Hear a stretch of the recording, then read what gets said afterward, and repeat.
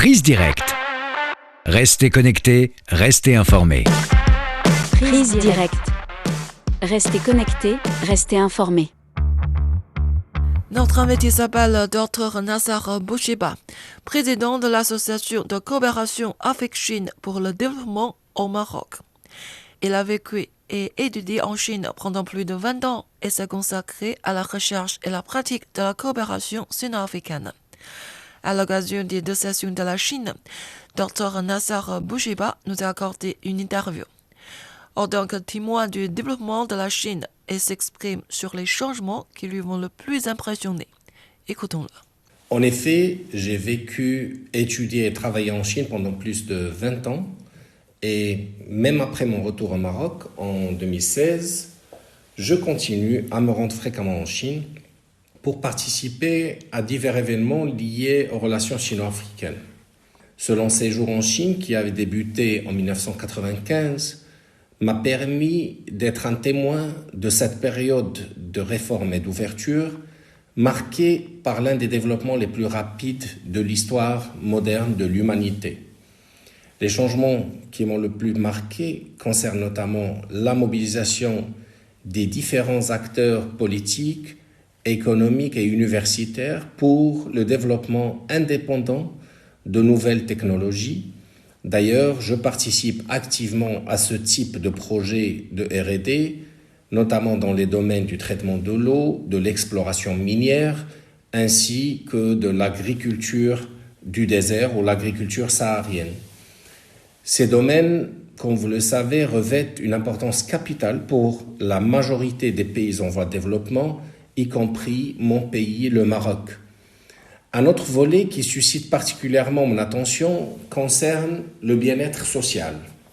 J'ai été, comme je l'ai mentionné, témoin d'une hausse considérable des revenus de mon entourage en Chine, de mes amis, mes collègues, toutes classes sociales confondues, ainsi que d'une amélioration continue des services publics. Il ne faut pas non plus oublier les efforts remarquables du gouvernement chinois pour réduire, voire même éradiquer la pauvreté. Les 2 sessions de la Chine se tiennent actuellement à Beijing. Dr Nassar Bouchiba a suivi de près le rapport d'activité du gouvernement chinois 2025.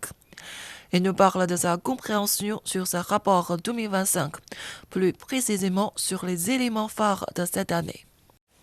Étant donné que ma spécialité est la théorie politique, je suis de près chaque année les 2 sessions, ces réunions décisives pour la mise en œuvre des mesures de gouvernance nationale, bien que la situation mondiale cette année soit complexe et que la paix ainsi que la sécurité soient confrontées à d'importants défis, le rapport d'activité du gouvernement pour 2025 met en avant la continuité, la planification stratégique et l'ouverture du gouvernement chinois. En tant que pays du Sud, la Chine poursuit ses efforts d'innovation en interne, tout en soutenant et en coopérant avec d'autres nations du Sud dans le cadre d'initiatives telles que l'initiative de la ceinture et la route, afin de favoriser un développement commun. Elle joue ainsi un rôle central dans la promotion de la croissance économique mondiale et le maintien de la paix. En cette nouvelle année 2025, vers quel avenir se dirige la coopération sino-africaine? Quels seront les domaines prioritaires en la matière? Dr Nassar Bouchiba nous donne son point de vue. Pour achever la renaissance de notre continent, nous espérons que la coopération sino-africaine contribuera davantage à la formation des compétences dans différents domaines, ainsi qu'à la promotion de la coopération en matière de recherche et d'innovation. Nous estimons que dans ce partenariat avec la Chine, notre principal objectif devrait être d'introduire les nouvelles technologies issues de l'innovation autonome chinoise, développées au sein des universités et des centres de recherche. Cela sera possible grâce au transfert de connaissances et de technologies qui contribuera certainement à l'accélération de notre développement industriel. La modernisation est un sujet mondial. Alors, comment la Chine et l'Afrique peuvent-elles unir leurs efforts pour favoriser la modernisation? Quelles opportunités la modernisation chinoise peut-elle offrir au développement en Afrique? Voici les réponses de Dr Nasser Bourguiba. La modernisation à la chinoise est un modèle de développement avec des objectifs principalement à caractère social, où le citoyen chinois est le bénéficiaire principal.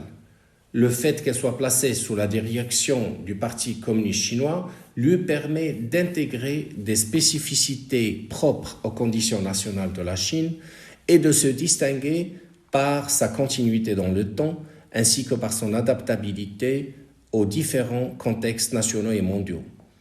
Dans leur processus de modernisation, les pays africains devraient tracer leur propre trajectoire de développement, comprendre les besoins réels et les attentes de leur population, en particulier celle des jeunes, et s'inspirer du modèle de développement proposé par la Chine afin de définir une voie de modernisation adaptée à leur contexte national et à laquelle leur population adhérerait. En 2025, le Forum sur la coopération sino-africaine fêtera son 25e anniversaire. Dr Nasser Bourguiba a souligné le rôle crucial de cet événement dans la coopération internationale et dans la promotion du développement des relations sino-africaines. Le Forum sur la coopération sino-africaine s'apprête à célébrer son 25e anniversaire, ce qui constitue un événement d'une importance historique. Après un quart de siècle d'exploration et de mise en pratique, d'accumulation d'expériences et d'obtention de résultats concrets, la coopération sino-africaine a pu atteindre une pleine maturité. Les grandes réalisations du Forum ont joué un rôle crucial dans le développement des relations sino-africaines, tant en matière de modèles de coopération qu'en termes de valeurs créées à travers une multitude de projets concrets. Le Forum contribue à l'établissement d'un nouveau paradigme de coopération internationale digne de servir de référence en la matière. À la fin de cette interview, Dr Nasser Bourguiba a analysé la coopération entre le Maroc et la Chine, en exprimant ses attentes pour 2025, ainsi que l'évolution future des relations entre les deux pays. Écoutons-le. Pour ce qui est de la coopération sino-marocaine en 2025, elle ne pourra qu'être plus solide, et ce, grâce à la volonté de Sa Majesté le roi Mohammed VI, que Dieu l'assiste, et de son Excellence le président Xi Jinping, qui œuvre conjointement à mettre en place un modèle de partenariat mutuellement bénéfique pour nos deux pays.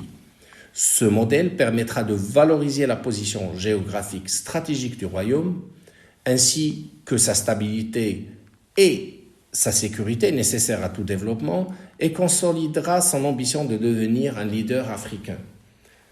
Je suis convaincu que le Maroc constituera une porte d'entrée privilégiée pour les acteurs économiques chinois souhaitant s'implanter sur les marchés internationaux et deviendra un point stratégique pour l'expansion de la Chine en Afrique, une expansion dont nous veillerons à ce qu'elle soit bénéfique pour toutes les parties. Voilà, c'est la fin de cette émission. Merci de l'avoir suivi. À la prochaine.